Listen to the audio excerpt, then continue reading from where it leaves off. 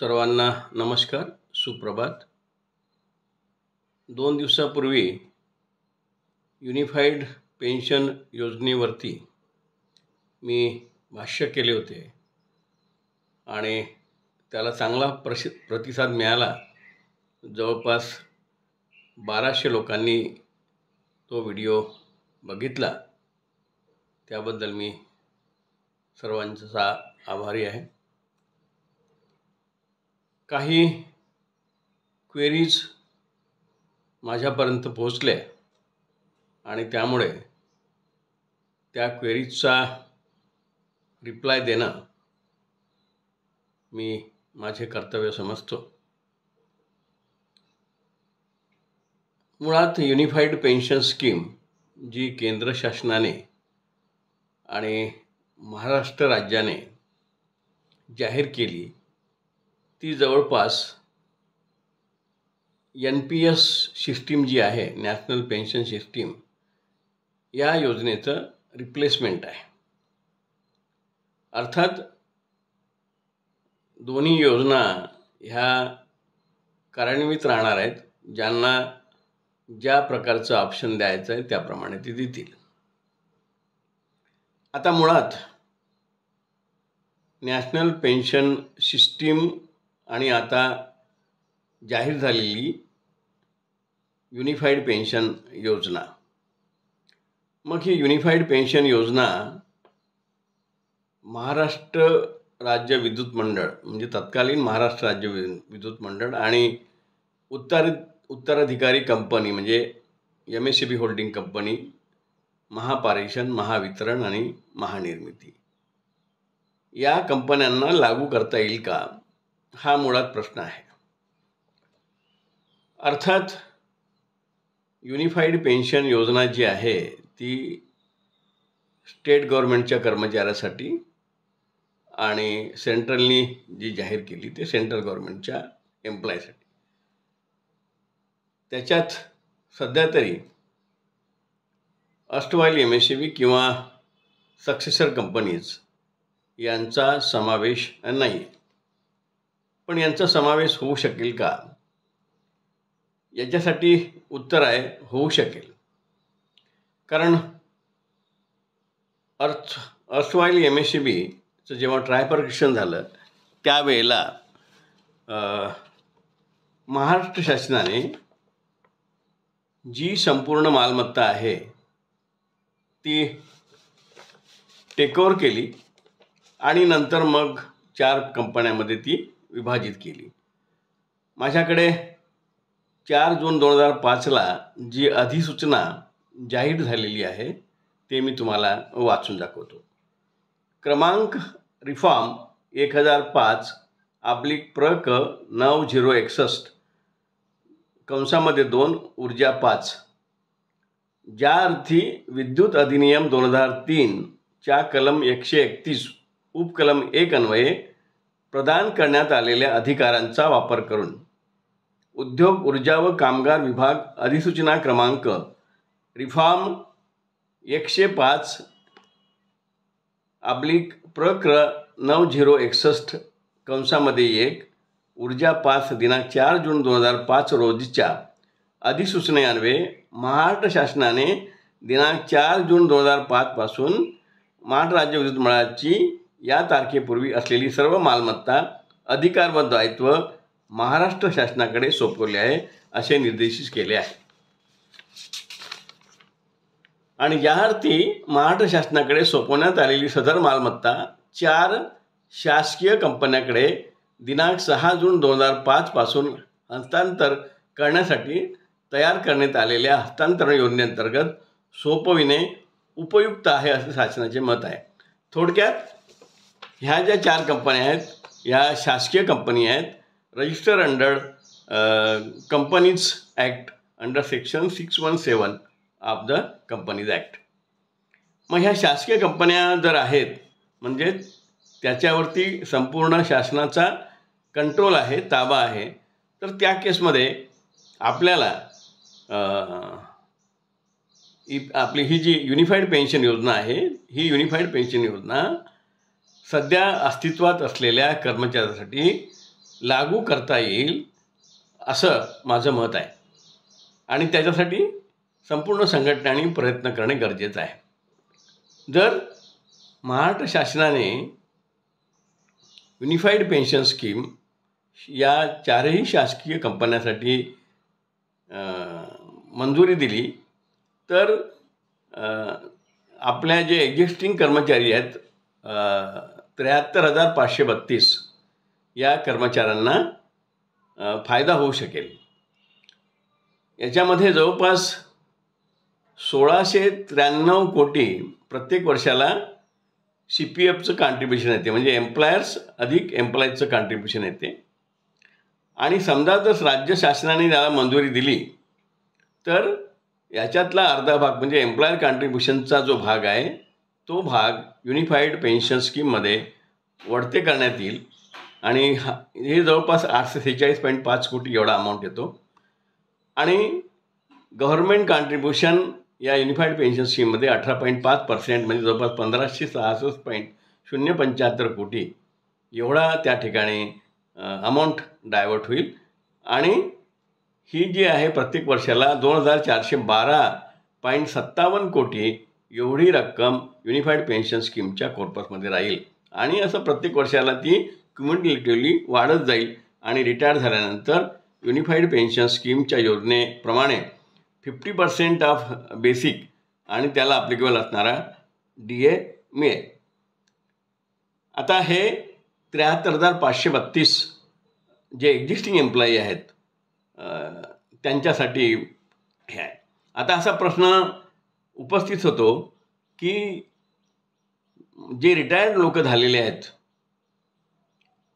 त्यांच्याबद्दल काय, त्यांना लागू होऊ शकेल काय?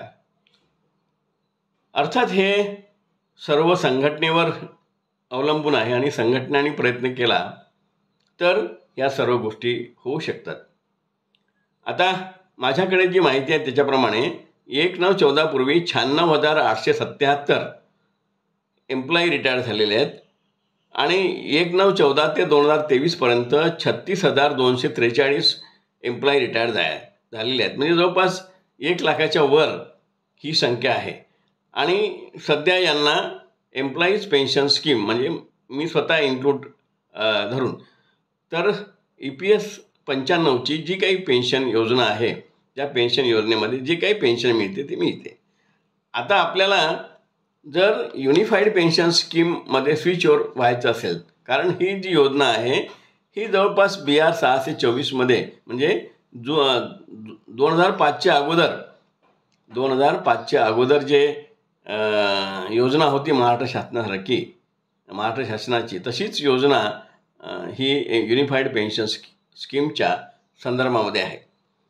मग आपल्याला हे निवृत्त लोकांसाठी म्हणजे निवृत्त एम्प्लॉईसाठी जर ही योजना लागू करायची असेल तर संघटनेला खूप प्रयत्न करावा लागेल. आता 2007मध्ये जेव्हा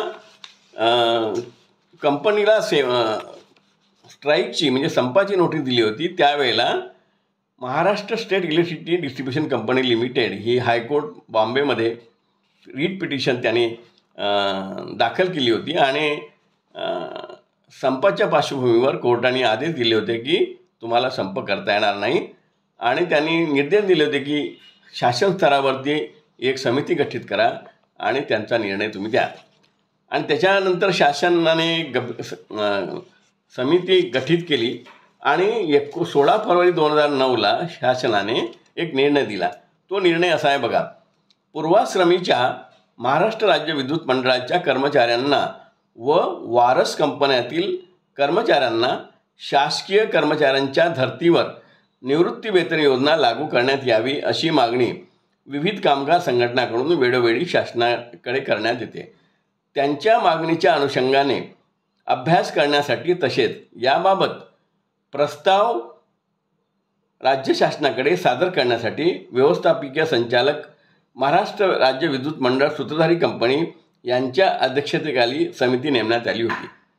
व्यवस्थापकीय संचालक महाराष्ट्र राज्य विद्युत मंडळ सूत्रधारी कंपनी यांच्या अध्यक्षतेखाली नेमलेल्या समितीने तत्कालीन महाराष्ट्र राज्य विद्युत मंडळातील कर्मचाऱ्यांना निवृत्ती वेतन योजना लागू करण्यासंदर्भात समितीने सादर केलेल्या अहवालावर माननीय मुख्यमंत्र्यांच्या अध्यक्षतेखाली ऊर्जा विभागाशी संबंधित मंत्रिमंडळ उपसमितीच्या बैठकीत सविस्तर चर्चा झाली.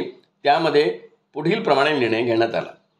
शासन निर्णय. महाराष्ट्र राज्य विद्युत मंडळाच्या वारस कंपन्यांमधील कर्मचाऱ्यांना निवृत्तीवेतन योजना लागू करण्यासंदर्भात कोणत्याही प्रकारची शासन हमी न देता संबंधित कंपन्यांनी स्वबळावर निर्णय घ्यावा, अशा प्रकारचा त्यावेळेला निर्णय घेण्यात आला शासनातर्फे. आणि ते संपूर्ण जबाबदारी जी आहे या चारही कंपन्यांकडे ती सोपवण्यात आली. अर्थात त्याच्यामुळे महाराष्ट्र शासनासारखी म्हणजे 2005च्या अगोदर जी आपली पेन्शनची योजना होती त्या योजनेसारखी योजना आपल्याला ती लागू झाली नाही. अर्थात त्याच्यामध्ये या सूत्रधारी कंपनीचा अहवाल काय आहे आपल्याला बघायला नाही मिळालं. फक्त 16 फरवरी 2009चा जो शासन निर्णय आहे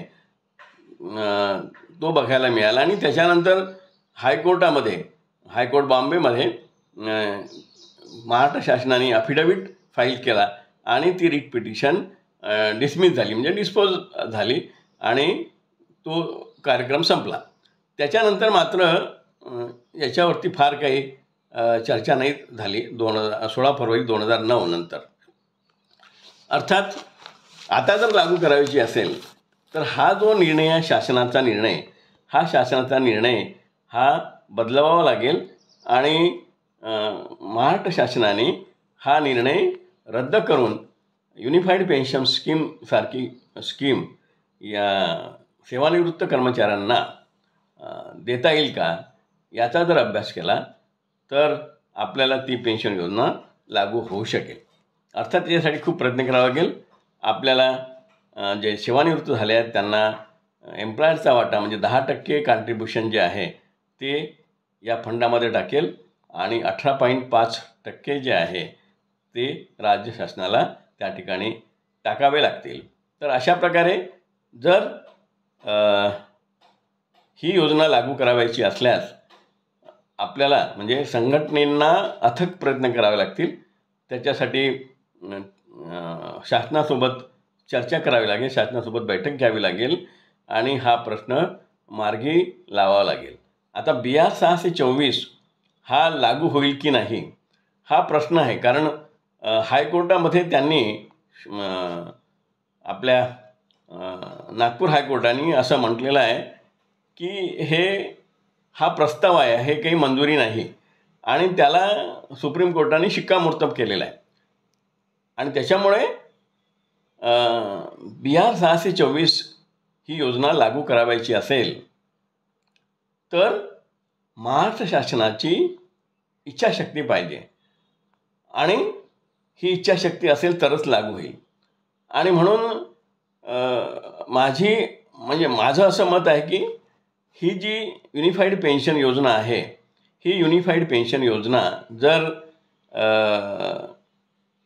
या निवृत्त कर्मचाऱ्यासाठी म्हणजे जवळपास जे 1 लाख निवृत्त कर्मचारी आहेत त्यांच्यासाठी जर महाराष्ट्र शासनाने होकार दिला आणि त्यामध्ये कॉन्ट्रिब्युशन करण्याचं मान्य केलं तर आपल्याला 50% ऑफ बेसिक आणि त्याला ॲप्लिकेबल असणारा DA ही पेन्शन म्हणून मिळू शकेल. अर्थात ही BR 624च्या आधारावरच आहे. कारण जुनी पेन्शन जी योजना होती त्या ठिकाणी सुद्धा 50% ऑफ बेसिक अधिक महागाई भत्ता त्याला ॲप्लिकेबल असणारा आपल्याला मिळणार, अशा प्रकारची ही वस्तुस्थिती आहे. तर ह्या सर्व बाबी आहेत. म्हणजे एक्झिस्टिंग एम्प्लॉई जे आहेत 73,000 त्यांच्यासाठी सुद्धा युनिफाईड पेन्शन योजना लागू करण्यासाठी प्रयत्न केला पाहिजे आणि जे निवृत्त झालेले आहेत त्यांच्यासाठी सुद्धा युनिफाईड पेन्शन योजना लागू होईल का याचासुद्धा प्रयत्न केला पाहिजे. आता या संदर्भात समजा जर ही योजना लागू झाली तर EPS 95मध्ये जो काही अमाऊंट आहे तो अमाऊंट आपल्याला परत मिळवावा लागेल. कारण EPS 95मध्ये तरतूद आहे की जर तुम्ही चांगली योजना आणत असाल तर तुम्हाला त्याच्यापासून या EPS 95च्या मॅन्डेटरी प्रोव्हिजनपासून सूट मिळू शकेल. आता EPS 95 बाबत काल फायनान्स मिनिस्टर निर्मला सीतारामन यांच्यासोबत काल EPS 95चे जे नॅशनल एज्युकेशन कमिशन म्हणजे राष्ट्रीय संघर्ष समितीचे जे पदाधिकारी आहे त्यांची चर्चा झाली. आणि त्या चर्चेमध्ये निर्मला सीतारामन यांनी असं म्हटलं की जर श्रम व रोजगार मंत्रालयाकडून माझ्याकडे प्रस्ताव आला तर तो मी प्रस्ताव मंजूर करेन. अर्थात त्या ठिकाणी काल असं सांगण्यात आलं, मी मिटिंगला नव्हतो, मला थोडेसे प्रॉब्लेम्स होते, तर त्या ठिकाणी 22-23ला जवळपास पेन्शनर्स जे आहेत हे 75,58,913 आहेत. आणि त्यांना पेन्शन जी डिस्बर्स झालेली आहे म्हणजे डिस्ट्रीब्यूट झालेली आहे ती 14,444.6 कोटी आहे. आणि त्याच्यावरती इंटरेस्ट जो मिळतो हा इंटरेस्ट 51,985 कोटी आहे. आणि ॲव्हरेज पेन्शन जी आहे, सरासरी पेन्शन जी आहे, ही पेन्शन 1,592 रुपये आहे. आणि 1,592 रुपये ही फार तुटपुंजी आहे. तर या इंटरेस्ट अमाऊंट जो आहे 51,985.82 कोटी या इंटरेस्ट अमाऊंटमधून यामध्ये किमान पेन्शनमध्ये वाढ होऊ शकते. आणि म्हणून तर या ठिकाणी आता जी पेन्शन मिळते त्याच्यात 3.5 पट म्हणजे जी काही ॲव्हरेज पेन्शन आहे 1,592च्या 3.5 पट म्हणजे 5,572 रुपये जी आहे ही पेन्शन आपल्याला किमान पेन्शन म्हणून मिळू शकते. यावर त्या ठिकाणी चर्चा झाली. आणि